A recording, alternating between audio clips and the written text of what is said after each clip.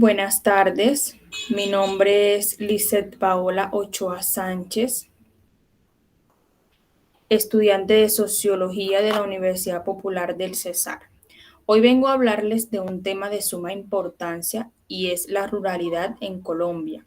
Esto lo haré a partir de aspectos importantes como lo es lo teórico, lo histórico y los procesos de transformación y proyección en torno a contextos situados. En primera instancia, les hablaré de puntos teóricos, los cuales hacen relevancia a la definición a partir de teóricos que consideran importante abordar estos temas debido a la complejidad que tienen. En primera instancia tendremos el Instituto Colombiano de Antropología e Historia, quien abarca diferentes definiciones del campesinado desde una visión heterogénea. Pues el campesinado es un sujeto participativo que se ha constituido como parte de la vida nacional en relación con la reivindicación y exigibilidad de sus derechos ciudadanos, pues es un sujeto cosmopolítico en su acción social, política, dado los procesos de migración y de negociación que ha debido adelantar con otros actores rurales para lograr pues su reproducción social y el fortalecimiento de sus capacidades. En tercera instancia, las formas de vida campesina persisten, se transforman y se consolidan al poner en práctica estrategias de autorreproducción que de alguna manera concreten el manejo del tiempo,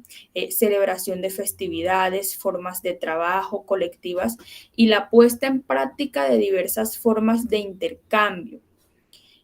Su autoafirmación como sujetos ha sido expresada en diversos espacios de movilización y lucha durante décadas, pues dicha capacidad está relacionada también con el papel económico, cultural y territorial que se convierte en la base de su expresión como sujeto político de la nación. Pues a partir de esta visión heterogénea que hace el Instituto Colombiano de Antropología e Historia, podemos evidenciar lo diverso que es el campesino en cuanto a las actividades que puede realizar y que no solamente está direccionado pues a ese único trabajo de la tierra, sino que también tiene otras capacidades que lo hacen ser mucho más necesario en estos ámbitos de la ruralidad. Por otra parte, tendremos desde una mirada homogénea al teórico Alexander Chayanot, que explica estas definiciones a partir de la unidad económica campesina, pues él dice que la explotación agrícola familiar, la familia, pues equipada con medios de producción, emplea su fuerza de trabajo en el cultivo de la tierra y recibe como resultado, pues, de un año de trabajo cierta cantidad de bienes. Esto lo que nos lleva a analizar es que desde esta mirada homogénea se tiene en cuenta el campesino únicamente como ese trabajador de la tierra que debe trabajar el suelo para poder subsistir a partir de únicamente esa actividad, no considerando lo diverso que son las actividades que puede realizar el campesino. En otra parte,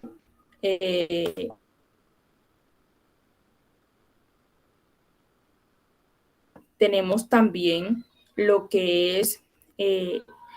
los puntos históricos, la manera en cómo ese concepto de reforma agraria ha venido cambiando y pues históricamente se ha consolidado hasta el día de hoy.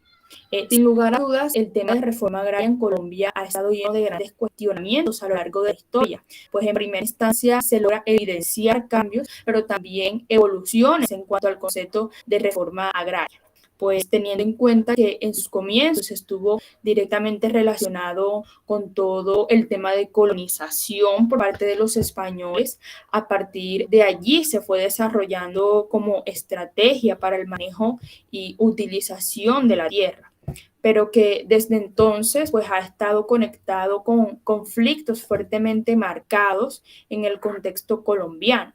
debido a la manera en cómo se implementó desde sus comienzos este tema de reforma agraria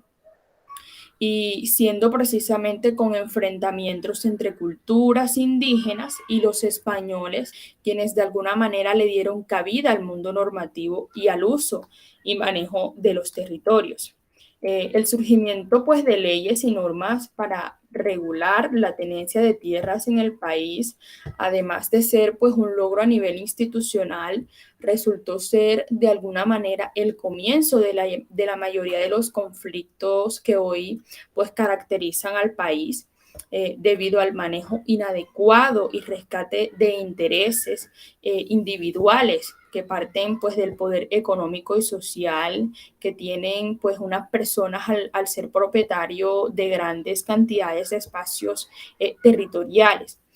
Tanto es así que en Colombia ha vivido por años pues sumergida en un conflicto interno de nunca acabar y es precisamente por todo lo que se ha desencadenado detrás de las reformas con relación a lo agrario y lo rural, puesto que se ha extendido a problemáticas actuales como la siembra de cultivos ilícitos, el desplazamiento forzado, altos índices en la tasa de desempleo, el conflicto armado y demás problemáticas que han caracterizado y han marcado la historia del país de Colombia. Por otra parte, pues es válido destacar el enfoque integral con el que actualmente cuenta el concepto de reforma agraria, lo cual permite darle espacios a los diferentes contextos sociales, políticos y económicos, pero que a su vez carecen de una verdadera aplicabilidad, ya que se debe tener en cuenta que la tierra en Colombia pasó de ser un recurso para garantías alimentarias y de productividad para el fortalecimiento de la economía nacional, a ser un elemento primordial para ejercer poder ante los que carecen de ello y pues aumentando de alguna manera así los conflictos sociales, económicos, políticos y ambientales del país. Por otra parte, pues los componentes de la política de tierras se encuentran direccionados a contextos políticos e ideológicos, los cuales se encuentran relacionados con los cuales se encuentran relacionados pues con el uso de los recursos y los derechos de propiedad, quienes deben darse en el contexto internacional, nacional y local para apuntar a un modelo de desarrollo sostenible, no dejando de lado el apoyo al desarrollo comercial, eh, para la exportación de productos generados por la agricultura y la ganadería, eh, para que a su vez estas personas pues tengan una remuneración y no un subsidio a partir de su fuerza de trabajo. Eh, por otra parte, pues una revaloración de las economías familiares en cuanto a la producción de subsistencia y la motivación al acceso de recursos. Un ejemplo claro de política de tierras en Colombia es la Ley 200 de 1936, la cual se realizó con el fin de darle solución pues, a los conflictos del uso de la tierra en los territorios rurales del país, haciendo pues un análisis a partir de lo anteriormente dicho, pues se debe tener en cuenta la marginalidad y la pasividad para hablar de la reforma agraria, pues ya que la política de tierras y todo lo referente al territorio se ha mantenido bajo parámetros de política e ideología, dejando de lado pues las verdaderas necesidades de un país en donde su principal riqueza pues es lo agrario y que de alguna manera tiene que surgir teniendo en cuenta pues esas ventajas en el campo que tiene el país, en donde se refleja de una u otra forma una despreocupación o cierto desinterés con lo que verdaderamente debe ser importante y ese es ese acondicionamiento que se le debe brindar pues a las zonas rurales para el fortalecimiento técnico, económico, cultural y social, pues para potencializar esas actitudes y competencias con las que cuenta el país. Por otra parte, ya para finalizar, les hablaré un poco de ese proceso de transformación y proyección en torno a contextos situados que debe tener pues el país y que debe tener el Cesar como departamento y territorio rural para poder de alguna forma apuntarle a ese desarrollo y a ese cambio a partir de lo rural, de lo importante que debe ser lo rural dentro del país para poder fortalecer y para poder generar cambios. Principalmente, los procesos de transformación se deben dar a partir de lo que se debe tener en cuenta de las mujeres rurales, es que pues estas también tienen voz para darle, para aportar a ese cambio que debe ser integral, que debe ser general y colectivo, en donde todos se vean beneficiados. Por otra parte, pues también es válido rescatar eh, lo importante que sería volver al mundo rural para modernizar y democratizar a Colombia, pues teniendo en cuenta que han buscado urbanizar al país, no teniendo en cuenta que somos un país totalmente rural y que se deben generar reformas o políticas de tierras que apunten al desarrollo de todos estos territorios rurales para poder ser democráticos, para poder modernizar a partir de la principal riqueza que tiene el país. Por otra parte, lo que son las regiones